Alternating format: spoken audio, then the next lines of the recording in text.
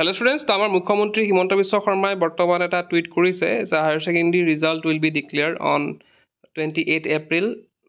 My best wishes to all students appearing for the exam. তো 28 এপ্ৰিলত result দিব বুলি কোৱা হৈছে। তো আমাৰ ইমান মানে ফেক নিউজ ওলাইছে যে কোনটো সঁচা কোনটো মিছা ধৰিবলৈ দিগদাৰ হৈ গৈছে। আৰু এইটো লৈ পেলাই বহুতো ছাত্ৰ ছাত্ৰীয়ে সুধি আছিল সঁচা নে মিছা, সঁচাই মানে টুইটটো সঁচাকৈ কৰিছে নে কিছুমান AI দি এডিট কৰি দিছে। তো সেইটো কাৰণে ময়ো চালোঁ।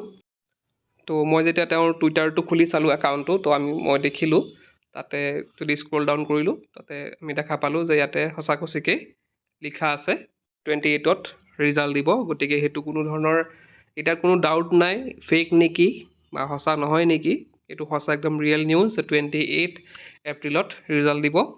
তো তেওঁ ফেচবুকতো এনেদৰে পষ্ট কৰিছে 28 এপ্ৰিলত আমাৰ ৰিজাল্ট দিব বুলি।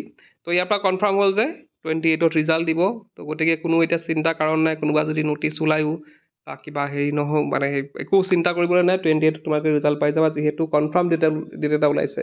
আগতে কৈছিলে 20 তাৰিখৰ আগত দিম বুলি, কিবা কাৰণে হয়তো দিয়া নাই বা গোটেইখিনি কাম নোহোৱাৰ কাৰণে দিয়া নাই। এতিয়া যিহেতু ফিক্স ডেট এটা দি দিছে 28ত দিব, গতিকে 28তে দিব। তো এতিয়া পৰা তোমালোকৰ টেনশ্যন ফ্ৰী আৰু ময়ো টেনশ্যন ফ্ৰী। আৰু বাকী ইয়াতে তোমালোকে ৰিজাল্টটো চাবলৈ এটা এপ আছে।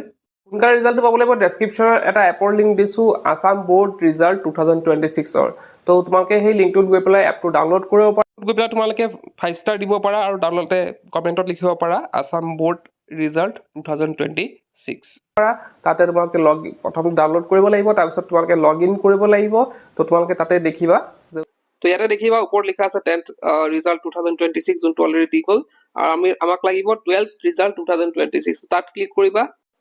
তো ইয়াতে দেখাব চেক ৰিজাল্ট নাও। তো চেক ৰিজাল্ট নাওত এতিয়া ক্লিক কৰি লাভ নাই, যেতিয়া ৰিজাল্ট পাব্লিছ হ'ব তোমালোকে চেক ৰিজাল্ট নাওত ক্লিক কৰিবা আৰু তাতে তোমালোকৰ ৰোল আৰু নম্বৰ দি পেলাই তোমালোকে ৰিজাল্টটো সোনকালে চেক কৰিব পাৰিবা।